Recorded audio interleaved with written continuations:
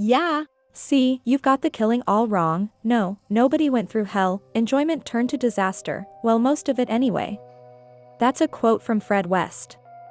Frederick Walter Fred West and Rosemary Pauline Rose West were an English married duo of serial killers and serial rapists who killed at least a dozen young British girls, including several of their own daughters. Who were they? Let's start with Fred. Fred was born in the small town of Muchmarcle in Herefordshire. He was the second of the 6 children of Walter Stephen West and Daisy Hannah Hill. By Fred's own account, sexual abuse of various kinds was common in the household. He claimed his father had sexual relationships with his daughters and taught him bestiality, sex with animals. It has also been suspected that Fred's mother started sexually abusing him when he was 12, though he never admitted to it and it has never been confirmed, like the stories about his father. Neither have Fred's claims that he also engaged in incest and even impregnated one of his sisters. Regardless, Fred and his mother were very close. When he was physically punished for doing badly in school, where he showed some aptitude at woodwork and artwork, his mother, who was obese and often dressed unattractively, often went to his school in person to yell at the teachers for doing so. Fred left school at the age of 15 even though he was almost illiterate and got a job as a farmhand. When he was 16, his looks improved and he became more attractive to girls.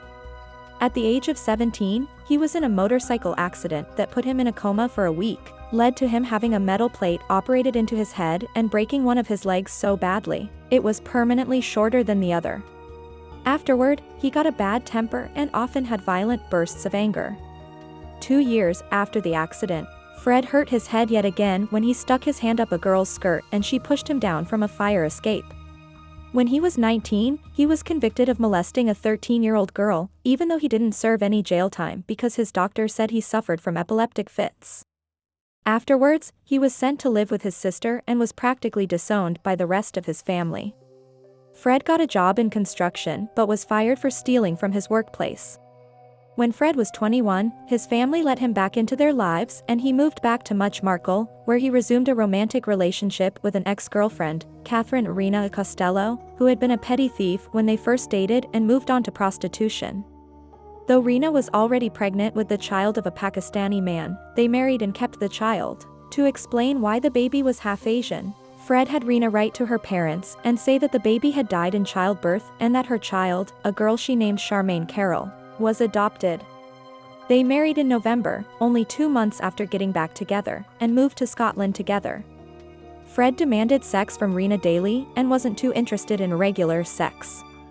The couple had a child of their own in July of 1964, a daughter named Anne-Marie. During their rocky marriage, Fred worked as an ice cream truck driver, a job that gave him plenty of access to available young women. Their life in Scotland came to an end when Fred accidentally ran over a 4-year-old boy with his truck.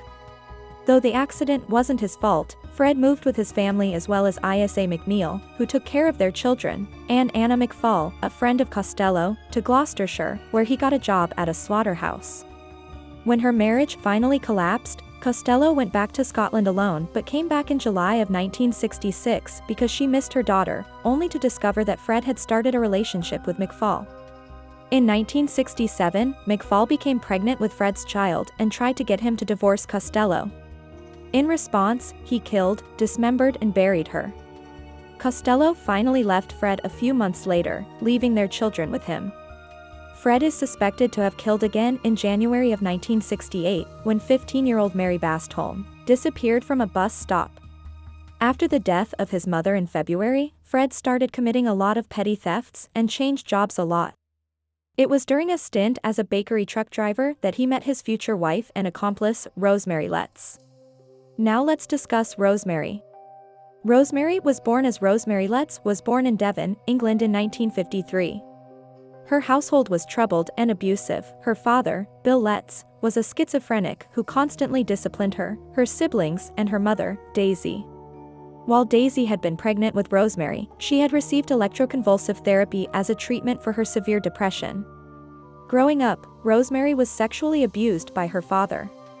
Because she wasn't very bright and a bit overweight, she was often teased and responded by attacking her bullies aggressively. When she was a teenager, She became more sexually active and was even caught getting into bed with one of her younger brothers and sexually fondling him. Because her figure and her father's rules prevented her from dating boys her own age, she pursued relationships with older men where she lived. One of them took advantage of her and raped her. When Rosemary was 15, her mother finally had enough of her husband's abuse, took Rosemary, and moved in with one of her adult daughters and her husband. Rosemary started spending even more time with male companions. Later the same year, Rosemary, surprisingly, moved back in with her father. Not long afterwards, she met Fred West, who was 12 years her senior. In spite of the way he had treated her, Rosemary's father strongly objected to her seeing Fred and even went to the trailer park where he lived with his 2 daughters and threatened him. While Fred did several stints in jail for thefts and also failures to pay his fines for previous offenses, Rosemary became pregnant with his child, a girl named Heather, and took care of his children on her own. Because of her temper problems and her resentment about caring for children who weren't hers, she often treated her de facto stepdaughters badly. In the summer of 1971, Rosemary apparently snapped completely and killed Charmaine. After severing the body's fingers and toes, Fred buried it under their kitchen floor. In August of 1971, Costello disappeared when she came looking for Charmaine. Because her body was found to have had its fingers and toes cut off when it was discovered, Fred is suspected to have been the killer. Though they married on January 29, 1972, Fred encouraged Rosemary to have sex with other men, both for money and for fun, and often watched her through a peephole. He also took erotic photos of her and posted them in swinger magazines as ads for prostitution. In June of 1972, they had another daughter together, Mae West. In order to make room for their expanding family and Rosemary's business, they moved to 25 Cromwell Street, where they carried out their rapes and murders. Rosemary continued working as a prostitute from their home in a room fitted with peepholes for Fred to use and a red light outside that would be lit to tell the children not to enter. Over the following years, she gave birth to 7 more children, of which 3 were fathered by Fred. Another may have been conceived by Rosemary and her own father, who kept engaging in incest with her even after she gave birth to her 4th child. The other 3, who were of mixed race, were all fathered by her clients. Killings, arrests, and incarcerations. In October 1972, Fred and Rosemary hired a young woman named Caroline Owens to work for them as a nanny for their children. They kept making sexual advances on her, but she declined every time. One night in December, after they both unsuccessfully tried to seduce her, she tried to leave only to be held captive overnight. When Fred threatened to let some of his friends have her and that he would then kill her, she complied. The next day, she was released. Though she pressed charges, Fred was able to convince the court that the acts she was forced into had been consensual, so he and Rosemary were instead only fined $50 for indecent assault. Over the next 6 years, they killed at least 8 young women who made their way to 25 Cromwell Street as lodgers or employees together. The first was Linda Goff, a seamstress the Wests knew personally. Next was Carol Ann Cooper, who disappeared while walking home from a movie theater.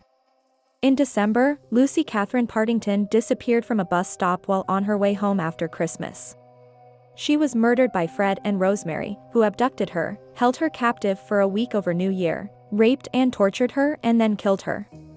On January 3, Fred was treated for a laceration, which is believed to have been inflicted when he dismembered Partington. From 1974 to 1979, 5 more women, Therese Siegenthaler, Shirley Hubbard, Juanita Marion Mott, Shirley Ann Robinson, and Allison Chambers, met the same fate. It's unknown if the Wests killed more over the following years. If they did, which is not improbable, the bodies weren't buried on their property. Some of the girls are known to have been abducted, raped, and then released. While committing murders, Fred also sexually abused Marie West, his daughter from his relationship with Rena Costello. She eventually became pregnant, but the pregnancy had to be terminated because it occurred in her fallopian tube. When she left home, he started abusing Heather West, who was conceived by Rosemary and possibly her own father, and one of his own daughters, Mae West. Fred disposed of the victims by burying them under the garage of the house or in the garden. To cover up the frequent burials, he pretended to be doing regular home improvement. In order to afford the supplies needed, he frequently stole and fenced the loot. Even though he was often brought to the police's attention, for this reason, his killings went unnoticed. The couple came close to being exposed in 1986 when Heather told her friends about the abuse she suffered. In June of the next year, Fred and Rosemary strangled her to death to silence her.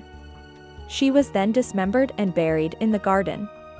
The Wests were finally exposed in May 1992, when Fred videotaped himself raping one of his daughters.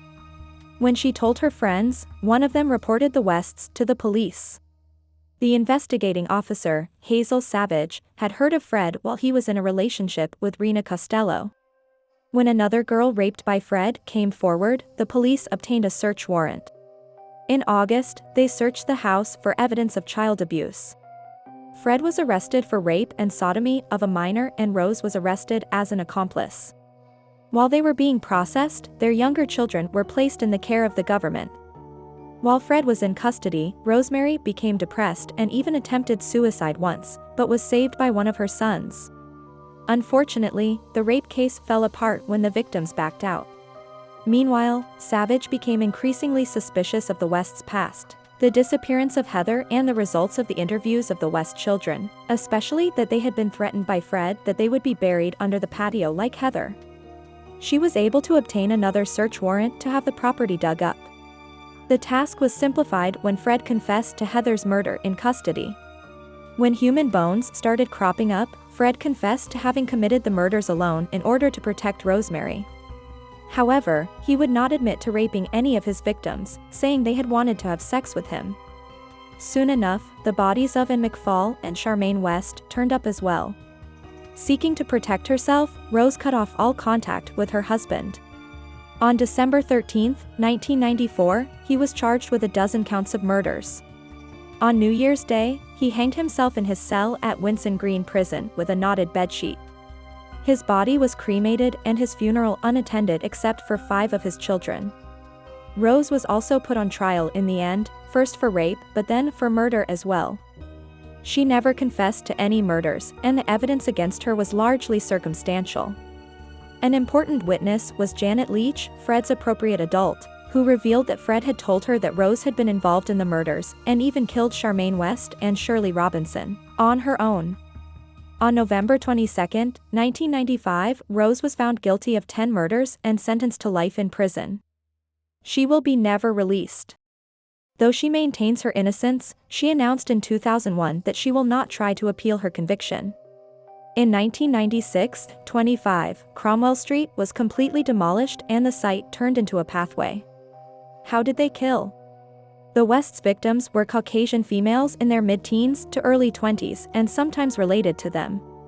The ones who weren't were usually lured to the house under the premise that they would be hired as nannies or some other job. When the victim was under Fred and Rosemary's control, they would rape and torture her in elaborate and sadistic bondage acts for days, and then strangle or suffocate her and bury her on the property. Fred's signature was cutting off the victim's fingers and toes, and sometimes their kneecaps post-mortem before burying them.